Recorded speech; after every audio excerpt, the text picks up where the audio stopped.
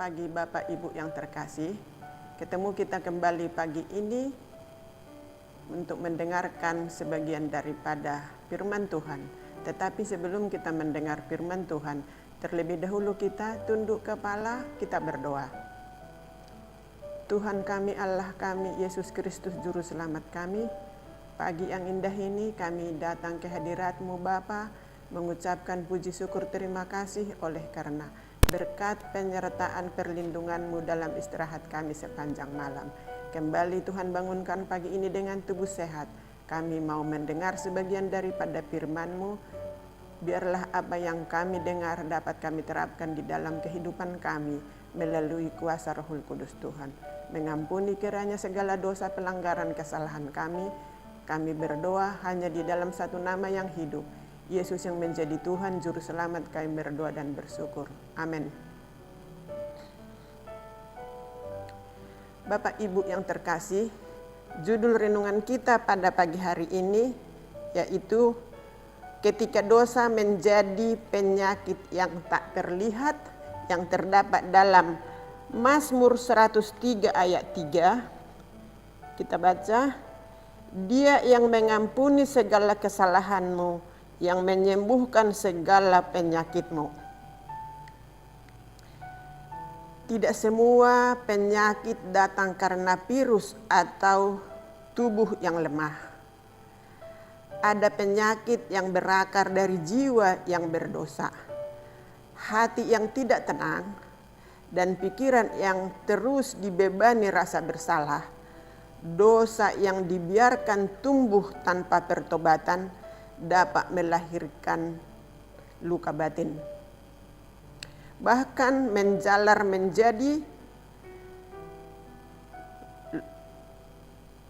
penderitaan fisik.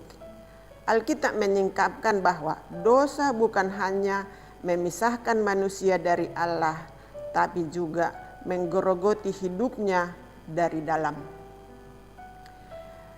Daud dan luka akibat dosa yang terdapat dalam Mazmur 32 ayat 3-5.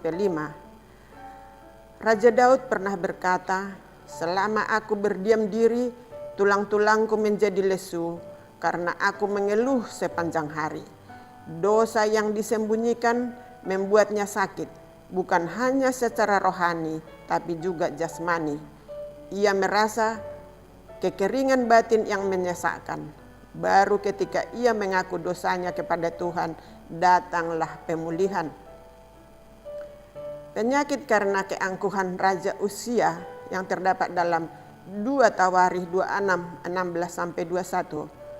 Uzia awalnya raja yang diberkati, namun ketika hatinya meninggi, ia berani melanggar kekudusan bait Allah.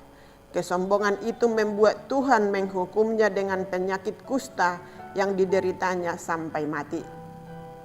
Sebuah pelajaran bahwa kesombongan rohani bisa membawa kutuk dalam tubuh. Ananias dan Safira, dosa yang menghentikan napas yang terdapat dalam Kisah Para Rasul 5 ayat 1-11. Mereka berdua sepakat untuk menipu Roh Kudus. Dosa kebohongan itu membuat mereka mati seketika. Tidak semua dosa mendatangkan kematian. Tetapi peristiwa ini mengingatkan bahwa dosa bisa mematikan hati nurani dan roh hidup dalam diri seseorang.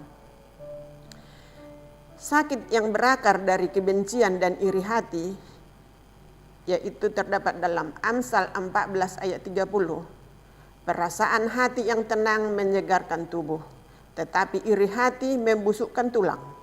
Kebencian, iri, dan dendam adalah penyakit batin yang pelan-pelan menghancurkan tubuh. Alkitab menegaskan bahwa ketenangan hati adalah obat, tetapi dosa hati menjadi racun. Pengampunan membawa kesembuhan yang terdapat dalam Markus 2 ayat 1-12. Ketika Yesus menyembuhkan orang lumpuh, hal pertama yang dia katakan bukanlah bangun dan berjalanlah, melainkan hai anakku, dosamu sudah diampuni. Kesembuhan sejati sering dimulai dari pengampunan dosa, bukan dari pengobatan fisik semata. Dosa yang disembunyikan memperburuk luka. Banyak orang berusaha menutupi dosanya dengan aktivitas rohani, seolah itu cukup untuk memenangkan hati. Padahal selama dosa tidak diakui, jiwa tetap gelisah dan tubuh ikut lemah. Tuhan lebih ingin hati yang hancur dan jujur daripada kesalehan yang penuh kepura-puraan. Pertobatan adalah obat paling ampuh. Tidak ada obat yang lebih mujarab bagi jiwa selain pertobatan yang sungguh-sungguh. Ketika seseorang datang kepada Tuhan dengan rendah hati, mengaku dosanya, dan meninggalkan, maka pemulihan akan mengalir baik bagi jiwanya, pikirannya, bahkan tubuhnya. Penyakit karena dosa mungkin tidak selalu terlihat di hasil laboratorium, tetapi nyata dalam kekosongan batin dan hati yang gersang. Tuhan Yesus datang bukan hanya untuk menyembuhkan tubuh, tapi juga memulihkan jiwa yang rusak oleh dosa. Dialah yang mengampuni segala kesalahanmu, yang menyembuhkan segala penyakitmu. Kembali kita ingatkan tadi di dalam Mazmur 103 ayat 3. Dia yang mengampuni segala kesalahanmu, yang menyembuhkan segala penyakitmu. Jadi kita tahu sakit penyakit apapun itu yang ada dalam tubuh ini, hanya Tuhan Yesus yang dapat menyembuhkan. Obat-obat yang kita konsumsi hanya untuk merasakan kita tidak merasa sakit dalam tubuh, tetapi kita tahu penyembuh yang ajaib itu adalah Tuhan Yesus. Makanya tetap berserah kepada Tuhan, karena Tuhan itu Tuhan yang ajaib yang dapat menyembuhkan sakit penyakit apapun itu keluh kesah kita. Kiranya Tuhan berkati kita sepanjang hari ini dalam nama Yesus. Amin.